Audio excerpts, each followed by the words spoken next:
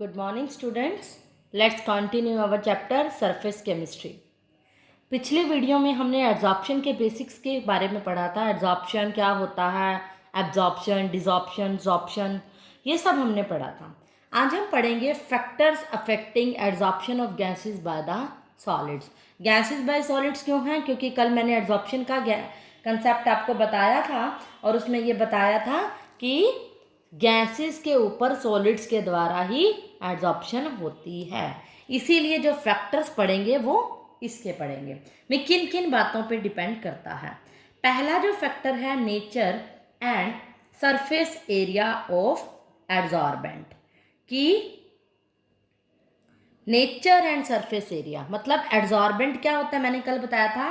कोई भी सरफेस है उसके ऊपर क्या भी कोई चीज़ क्या कर रही है, एड्जॉर्ब कर रही है, ये बताया था। और जिसके ऊपर हो रही है वो क्या है, एड्जॉर्बेंट। और जो एड्जॉर्ब कर रहा है वो क्या है, एड्जॉर्बेट। ये बड़ा अच्छे से मैंने क्लियर किया था, ठीक है। अब इसके नेचर पे और इसके सरफेस एरिया पे कैसे डिपेंड करती है। कुछ क्या, हर गैसेस का क्या होता है, अलग अलग एड्जॉर्ब होती हैं, डिफरेंट डिफरेंट एक्सटेंट से एड्जॉर्ब होती हैं। अलग अलग गैसेस की जो एड्जॉर्प्शन पावर होती है वो अलग अलग होती है, नेचर पे उनका डिपेंड करता है। तो आप क्या लिखोगे, different gases have different adsorption tendency या एड्जॉर्प्शन पावर। और सरफेस एरिया पे कैसे डिपेंड करता है, जिसका सरफेस एरिया ज़्यादा होगा। एड्जॉर्बेंट की बात कर रही हूँ मैं।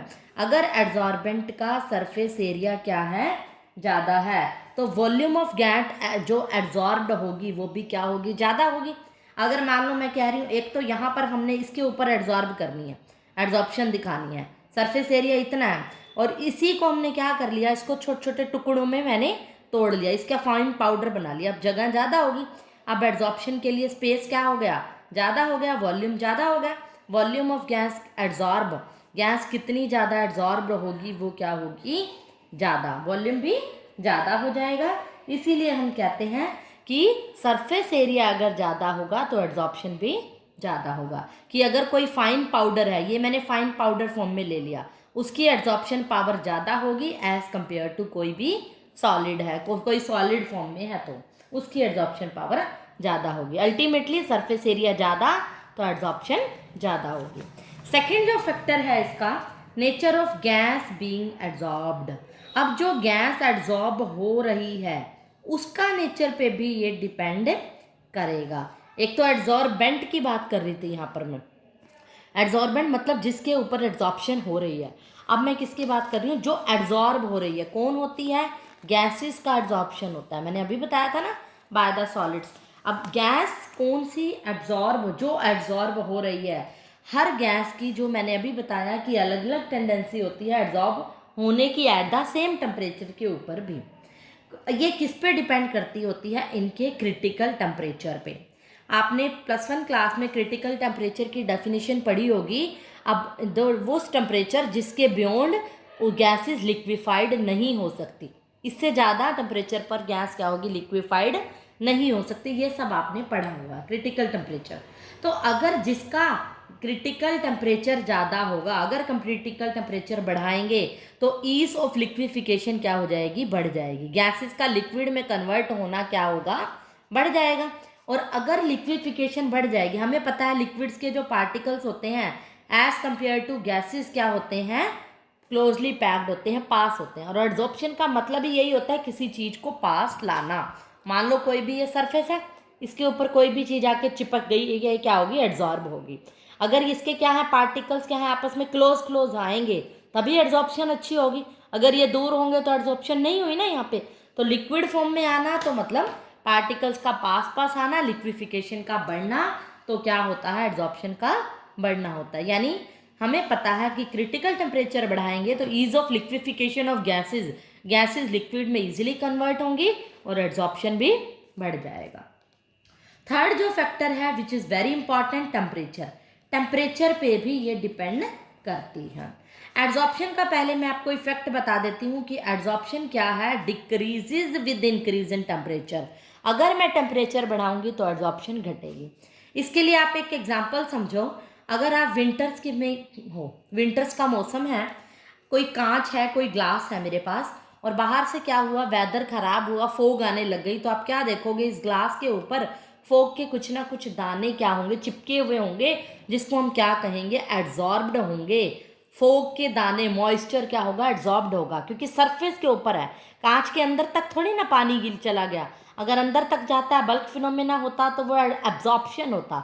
लेकिन कांच के ऊपर ऊपर क्या होती है, फोग होती है, धुंध होती है, पानी के बूंदे होती हैं। जो सरफेस के ऊपर है तो एड्जॉर्प्शन है, तो वहाँ क्या है, एड्जॉर्ब। लेकिन अगर जैसे ही धूप निकल जाए, मतलब टेम्परेचर बढ़ जाए, सनरेज बढ़ जाए, तो ये जो फोग होगी क्या होगी, चली जाएगी, ये ग्लास ट्रांसपेरेंट हो जाएगा। इस ग्लास की सिचुएशन ऐसी हो जाएगी।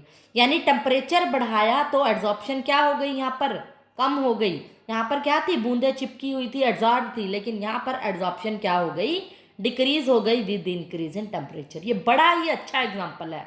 टेम्परेचर बढ़ाने से एड्जॉर्प्शन क्या होती है, घटती है। या फिर आप इसको कल वाला जो मैंने एक ली चैटलियर प्रिंसिपल बताया था, ये तो माइंड में रखने के लिए, आप ये एग्जाम्पल नहीं दे सकते कंसेप्ट के अंदर, ये सिर्फ याद रखने के लिए मैंने आपको बताया है। बट आपने एक्सपेरिमेंटली कैसे एक्सप्लेन करना है कि कोई रिएक्शन किस तरह से होगी जब हम एड्जॉर्प्शन दिखाएंगे। सॉलिड पे एड्जॉर्ब करेगा, सॉलिड पे एड्जॉर्ब होगी, और गैस क्या होगी, एड्जॉर्बेट। हमें पता है कंडेंसेशन और इक्विलिब्रियम का रिवर्सिबल होता है जब गैस एड्जॉर्ब्ड होती है ऑन द सॉलिड। सॉलिड के ऊपर सॉलिड क्या होता है, एड्जॉर्बेंट। गैस एड्जॉर्ब होती है और साथ में हीट रिलीज होती है। मैंने कहा था कि एक्सोथर्मिक रिएक्शन है, हीट ऑलरेडी रिलीज हो रही है। तो according to Le Chatelier principle, अगर आप ली चैटलियर प्रिंसिपल याद होगा +1 का, क्या कहता है, यहाँ पर रिलीज हो रही है हीट, ऑटोमेटिकली निकल रही है, तो टेम्परेचर बढ़ाने से रिएक्शन क्या होगी, अपोजिट डायरेक्शन में होगी। ली चैटलियर क्या करता है, इक्विलिब्रियम क्या होगा, डिस्टर्ब हो जाएगा, फिर रिएक्शन अपोजिट डायरेक्शन में फेवर होगी। फॉरवर्ड डायरेक्शन में तो हीट निकल रही है ऑलरेडी, तो इस डायरेक्शन में बढ़ाऊंगी तो रिएक्शन एड्जॉर्प्शन क्या हो रहा है, उल्टी डायरेक्शन में एड्जॉर्प्शन घट रही है।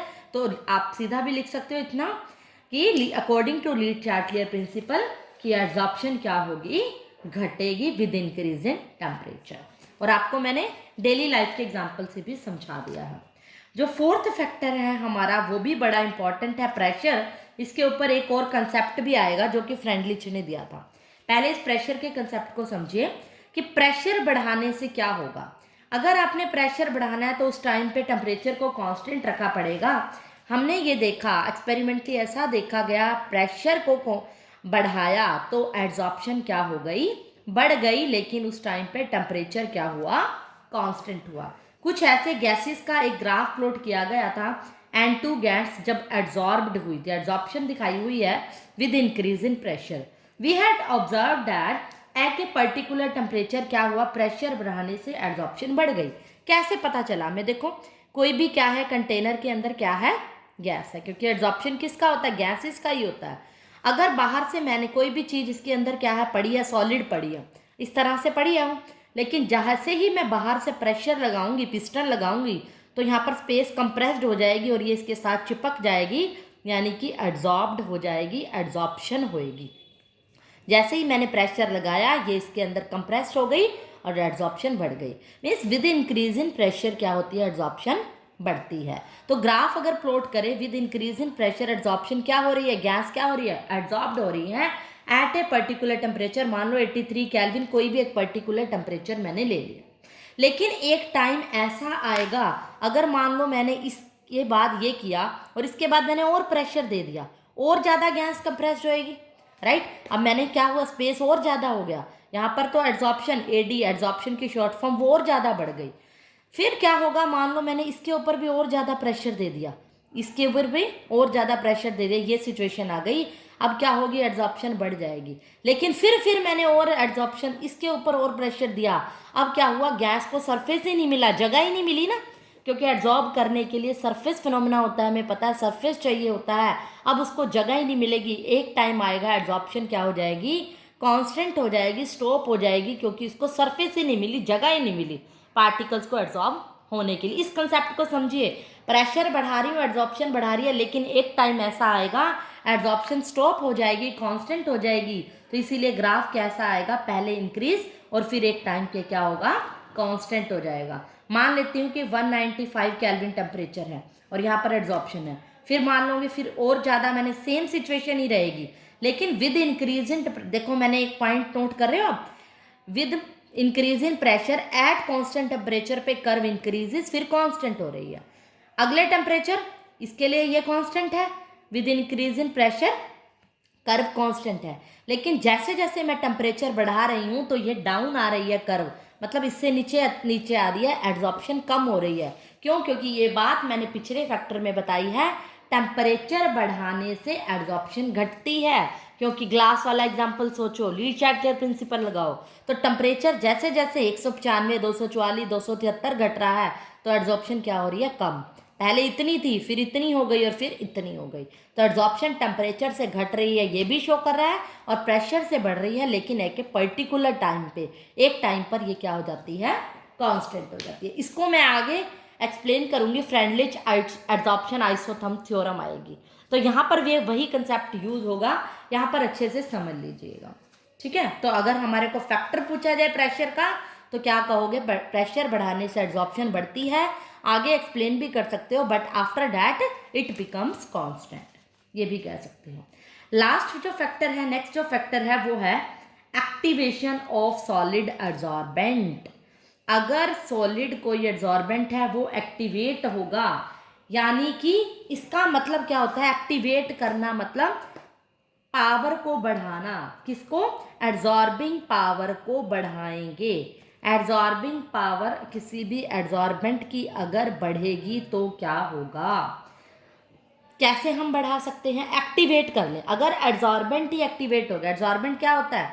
जिसके ऊपर एड्जॉर्प्शन होती है, यही, वो कैसे बढ़ाई जा सकती है? उसको एक्टिवेट कैसे कर सकते हैं? एक तो उसकी एड्जॉर्बिंग पावर को बढ़ा के, एड्जॉर्बेंट की, वो कैसे हो सकती है? By increasing surface area. अगर हम सरफेस एरिया बढ़ाएंगे, किसका? एड्जॉर्बेंट का, क्योंकि पावर किसकी बढ़ानी है? एड्जॉर्बेंट की। ये पिछले फैक्टर में पढ़ा है हमने, फर्स्ट फैक्टर में, कि एड्जॉर्बेंट का सरफेस एरिया बढ़ेगा तो उसकी पावर बढ़ जाएगी, और सॉलिड क्या हो जाएगा? एड्जॉर्बेंट क्या होगा? एक्टिवेट हो जाएगा बाय, एक तो मेकिंग, या तो इंक्रीजिंग सरफेस एरिया, या फिर हम क्या कर सकते हैं? By making surface of adsorbent rough. अगर हमारा एड्जॉर्बेंट का सरफेस क्या है? रफ है, मीन्स स्लिपरी नहीं है, तो एड्जॉर्प्शन क्या होगी? ज़्यादा। ऑब्वियसली वो स्लिप नहीं होगा, मॉलिक्यूल्स क्या हो जाएंगे? रफ सरफेस पे चिपक जाएंगे, और चिपकना ही क्या होता है? एड्जॉर्प्शन होता है। और कैसे हो सकती है? और छोटे छोटे पार्टिकल्स को फाइन पाउडर में कन्वर्ट करना, फाइन पाउडर कह लो, या उसका सरफेस एरिया बढ़ाना, ये भी कंसेप्ट बता चुकी हूँ।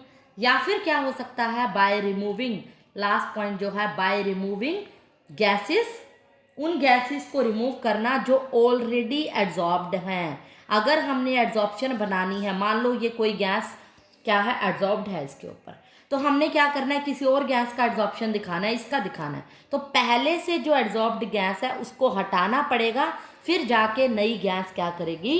एड्जॉर्प्शन। तो यानी हम एक्टिवेशन कैसे कर सकते हैं सॉलिड एड्जॉर्बेंट का? पहले वाली जो गैस एड्जॉर्ब्ड है उसको रिमूव करके भी एड्जॉर्प्शन बढ़ा सकते हैं। सरफेस को रफ करके, सरफेस एरिया को बढ़ा के, फाइन पाउडर में कन्वर्ट करके हम एक्टिवेशन कर सकते हैं, एड्जॉर्प्शन को बढ़ा सकते हैं। ये तो थे फैक्टर्स। उसके बाद आता है टाइप्स ऑफ एड्जॉर्प्शन। अगर आपसे पूछा जाए टाइप्स ऑफ एड्जॉर्प्शन, कई बार क्वेश्चन टाइप्स ऑफ एड्जॉर्प्शन पे ऐसे भी पूछ सकता है,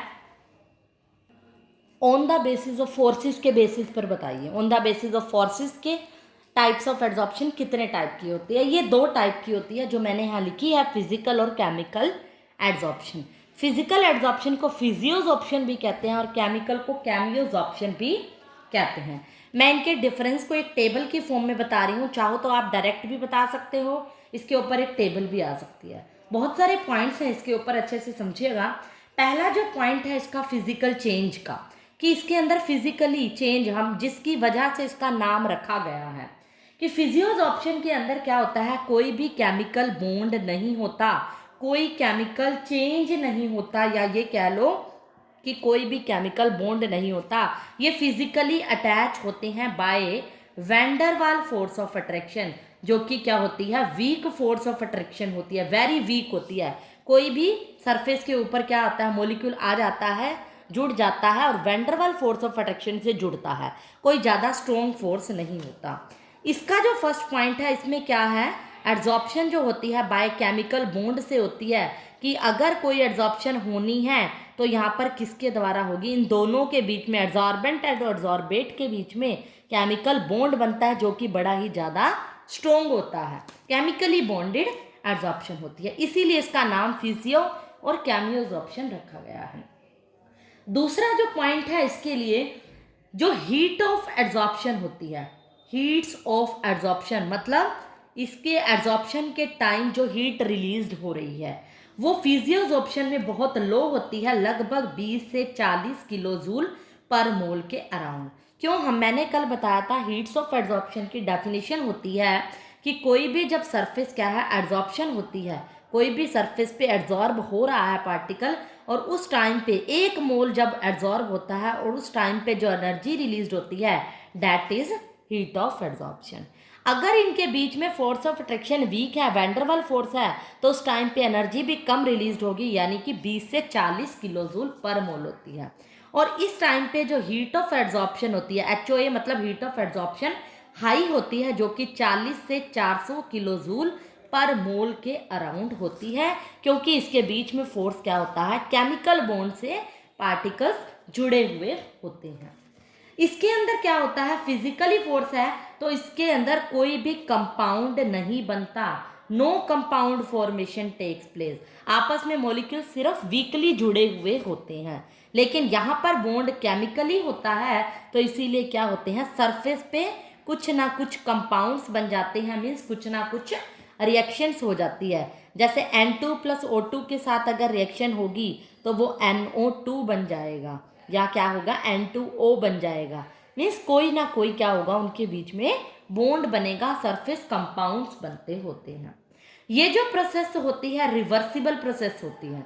रिवर्सिबल का मतलब होता है एड्जॉर्प्शन जो होती है वो किस में कन्वर्ट्स हो जाती है, डीजॉर्प्शन। डीजॉर्प्शन मैंने बताया था कि अगर कोई भी एड्जॉर्प्शन का उल्टा, कोई सरफेस पे कोई पार्टिकल जुड़ा हुआ है दैट इज एड्जॉर्प्शन, अगर इसी को मैंने हटा दिया दैट इज डिसऑर्प्शन, क्योंकि पार्टिकल्स आपस में बहुत वीकली अटैच होते हैं, इसीलिए ये रिवर्सिबल प्रोसेस है। लेकिन इसके अंदर क्या होता है, बॉन्ड बनता है जो कि स्ट्रोंग होता है, इसीलिए हम इसको क्या कहेंगे, ये इरिवर्सिबल प्रोसेस है, कि इसको हम उल्टा डिसऑर्प्शन में कन्वर्ट नहीं कर सकते, ईजिली सरफेस से पार्टिकल को हटाया नहीं जाता। इसके लिए कोई भी एक्टिवेशन एनर्जी की ज़रूरत नहीं होती, कोई भी बाहर से एनर्जी अप्लाई करने की ज़रूरत नहीं होती। क्यों, क्योंकि वीकली है, सारे पॉइंट जो हैं फर्स्ट पॉइंट पे डिपेंड है, उसकी डेफिनेशन पे डिपेंड है, इसके लिए कोई एक्टिवेशन एनर्जी की ज़रूरत नहीं होती। और इसको बनाने के लिए, क्योंकि हमने बॉन्ड बनाना है, रिएक्शन करानी है, पर्टिकुलर रिएक्शन के लिए एक्टिवेशन एनर्जी की नीड होती है। एक्टिवेशन एनर्जी होती है जिसमें रिएक्टेंट को कुछ एनर्जी दी जाती है और फिर वो प्रोडक्ट बनते हैं, क्योंकि यहाँ पर कंपाउंड बनते हैं, रिएक्शन बनती हैं, इसीलिए यहाँ पर कुछ ना कुछ एक्टिवेशन एनर्जी लगती है। जो फिजियोअब्जॉर्प्शन होता है स्पेसिफिक नेचर में नहीं होता, कोई फिक्स नहीं होता कि ये वाली गैस और सॉलिड के बीच में एब्जॉर्प्शन होगी, लेकिन ये जो होता है स्पेसिफिक इन नेचर होता है। रिएक्शन हर किसी के साथ नहीं होती, एक पर्टिकुलर स्पेसिफिक स्पेसिफिक कंपाउंड्स के बीच में होती है। स्पेसिफिक एड्जॉर्बेट और एड्जॉर्बेंट होंगे तभी रिएक्शन होगी, क्योंकि केमिकली बॉन्ड से जुड़े हैं, सारे पॉइंट ही केमिकली बॉन्ड से या फिजिकली इसके नेचर से निकल रहे हैं। इसके अंदर जो पॉइंट फॉर्मेशन होती है वो मल्टी मोलिकुलर लेयर बनती है।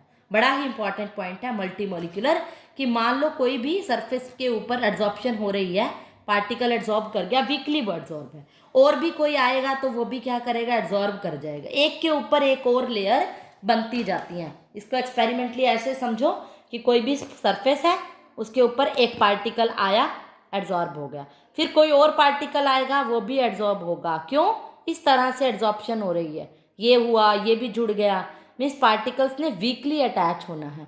लेकिन कैमियोजॉर्प्शन के अंदर एक पार्टिकल जुड़ गया तो वो आपस में क्या बनाएगा, बॉन्ड बनाएगा। दूसरे पार्टिकल ने अगर आना है तो उसको सरफेस नहीं मिलेगा, इसीलिए सिर्फ एक ही लेयर बनाता है। इसीलिए हम क्या कहते हैं, इसके अंदर जो फॉर्मेशन होती है वो यूनिमोलिकुलर लेयर की होती है, एक ही टाइप की लेयर बनती है। और इसके केस में, फिजियोजॉर्प्शन के केस में, एक और डिफरेंस भी है, यहाँ पर लिख रही हूँ मैं फिजियो और कैमियो। हमने 7 पॉइंट कर लिए हैं। 8 पॉइंट है कि इसमें सरफेस एरिया बढ़ाने से, एडजॉर्बेंट का सरफेस एरिया अगर हम बढ़ाएंगे तो फिजियोजॉर्प्शन क्या होगी, इंक्रीज होगी। और इसमें ये बड़ा ही कॉमन पॉइंट है, कैमियोजॉर्प्शन में भी सरफेस एरिया बढ़ाने से एब्जॉर्प्शन बढ़ेगी। क्योंकि ये मैं बात फैक्टर अफेक्टिंग में जब बता रही थी तो मैंने ये नहीं कहा था कि टाइप ऑफ एब्जॉर्प्शन पे डिपेंड करता है।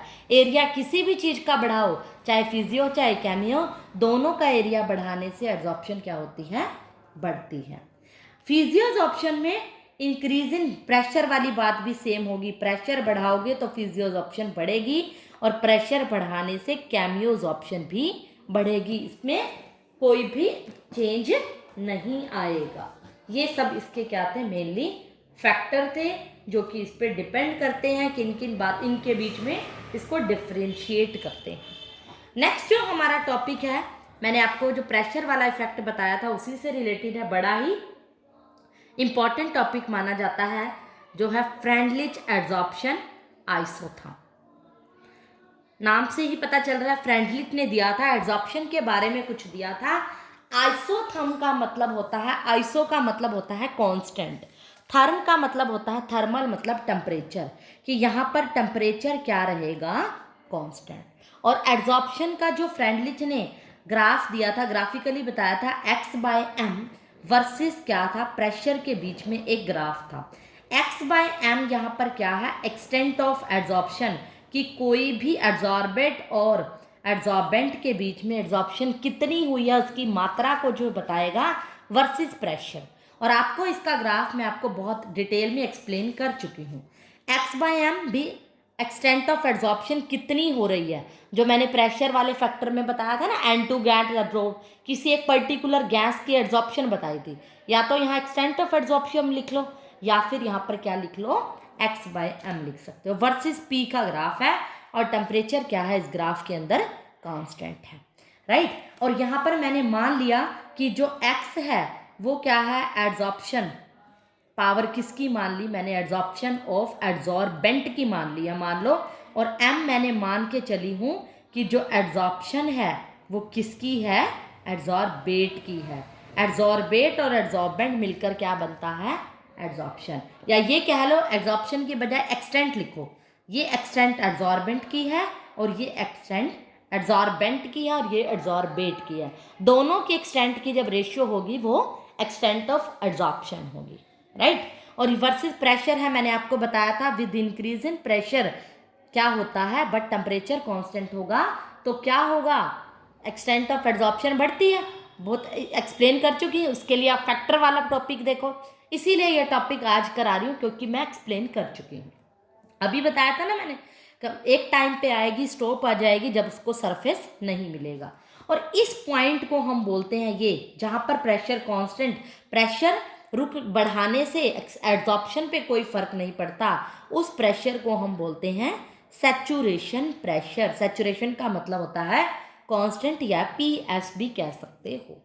यहाँ पर क्या हुआ, इसका मतलब यहाँ पर अगर मैं इसको मैथमेटिकली इक्वेशन से बताऊं तो यहाँ पर क्या देखा, x/m बढ़ रही थी विद इंक्रीज इन प्रेशर, यानी कि x/m डायरेक्टली प्रोपोर्शनल क्या है, प्रेशर।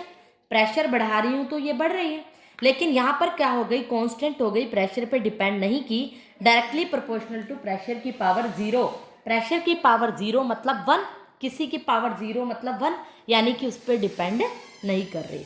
यहाँ पर प्रेशर पे डिपेंड कर रही है, यानी ये 1 है, पावर क्या है 1, यहाँ पे पावर 1 है, यहाँ पे 0 है, ये बीच, यहाँ पर 1 है और यहाँ पर 0 है, ये बीच की सिचुएशन हो गई जो कि मॉडरेट प्रेशर है। तो इसका मतलब यहाँ पर पावर क्या होगी, P की पावर होगी 1/n, और n की value greater than equal to क्या होगी, 2। सोच के देखो, जब n की वैल्यू 1/2 होगी तो मेरा आंसर 0.5 होगा, और वह 1 और 0 के बीच में होगा, क्योंकि यहाँ पर वैल्यू 1 है, यहाँ 0 है, ये 1 और 0 के बीच का पॉइंट है, वो क्या होगा, 1 और 0 भी कह सकते हो n की वैल्यू, या 1/n, n की value greater than equal to 2 होगी। n की वैल्यू 1/3 है तो 0.7 हो जाएगा, वो भी 1 और 0 के, 0 और 1 के बीच में है। तो ये मॉडरेट प्रेशर पे वैल्यू क्या होगी, P की पावर n होगी। तो इस ग्राफ से बड़ा ही अच्छा पॉइंट निकल कर आया कि at low values of pre, जब प्रेशर की वैल्यू लो थी, बिल्कुल स्टार्टिंग वैल्यू थी, तो मैंने देखा कि x by m is directly proportional to p की 1 या p, या अगर हमें पता है जब प्रोपोर्शनल हटता है तो कांस्टेंट आता है, मान लिया वो कांस्टेंट क्या है k। और हमें पता है जब प्रेशर हाई होगा, हाई प्रेशर पे जब बहुत ज़्यादा एड्जॉर्प्शन क्या हो जाएगी कांस्टेंट, तो हाई प्रेशर पे हम क्या कहेंगे x बाय पी की वैल्यू जो हो जाएगी p की पावर 0 यानी 1, यानी x बाय एम की वैल्यू क्या हो जाएगी कांस्टेंट हो जाएगी। लेकिन मॉडरेट प्रेशर के ऊपर क्या होगा, मॉडरेट मतलब बीच की जब स्टेज होगी, तो मैंने क्या कहा x बाय एम की जो एक्सटेंट ऑफ एड्जॉर्प्शन होगी वो किसके पे डिपेंड करेगी, p की पावर 1 बाय n, यानी x by m equal to k p की पावर 1 बाय n पे डिपेंड करेगी।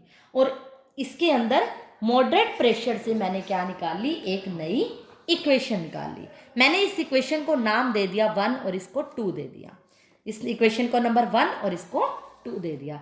अब मैं क्या करूंगी, लॉग लूंगी इस इक्वेशन में both sides, taking log on both sides on equation number 2।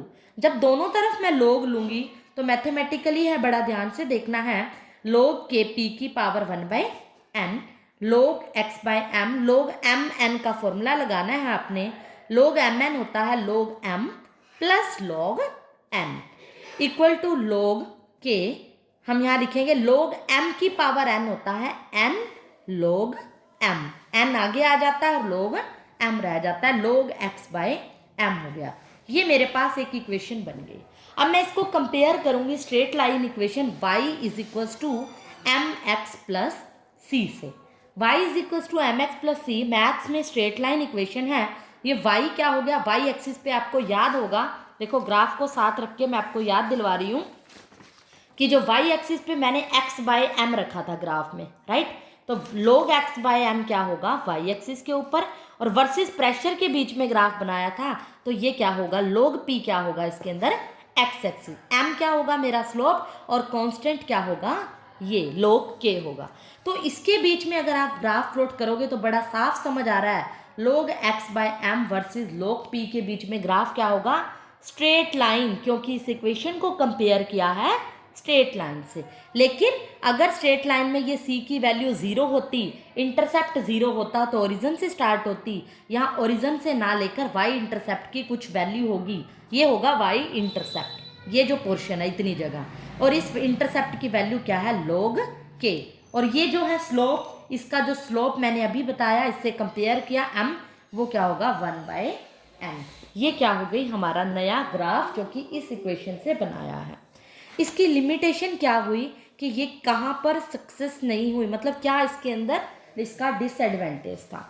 हमने क्या देखा कि लो प्रेशर पे ये पी पे डिपेंड कर रही है, और क्या कर रही है हाई प्रेशर पे ये कांस्टेंट हो जाती है। तो अल्टीमेटली हमने ये देखा कि ये जो ग्राफ की कर्व थी एप्लीकेबल थी only eight moderate pressure, high pressure पे क्या हो जाती है ये कांस्टेंट हो जाती है, applicable only eight moderate pressure पे ही एप्लीकेबल है, जब प्रेशर क्या है बिल्कुल मीडियम है। वहीं से मैंने इसके ऊपर ग्राफ प्लॉट किया, वहीं से डेरिवेशन स्टार्ट किया। हाई प्रेशर पे ये जो है और लो प्रेशर पे भी ये एप्लीकेबल नहीं है, सिर्फ मॉडरेट प्रेशर के ऊपर ही ये क्या है एप्लीकेबल है।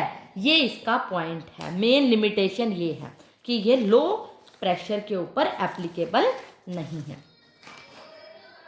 अब जिस तरह से प्रेशर और एक्सटेंट ऑफ एड्जॉर्प्शन में ग्राफ लेना है, उसी तरह अगर कंसंट्रेशन में ग्राफ पूछा जाए तो ये उसके भी सेम हो जाएगा, के सी की पावर 1 बाय n हो जाएगा। प्रेशर की जगह यहाँ क्या ले लेंगे सी। मेनली जो फ्रेंडरिक ने प्रेशर के ऊपर दिया था, लेकिन अगर कंसंट्रेशन पे पूछा जाए तो इसका ये फॉर्मूला हो जाएगा। तो आज के लिए इतना ही। आपके लिए फिर से एक इम्पॉर्टेंट इन्फॉर्मेशन बता रही हूँ कि जूम क्लास में आपकी लाइव अटेंडेंस कंपलसरी है, उसके बेस पर आपकी इंटरनल असेसमेंट भेजी जाएगी। Thank you.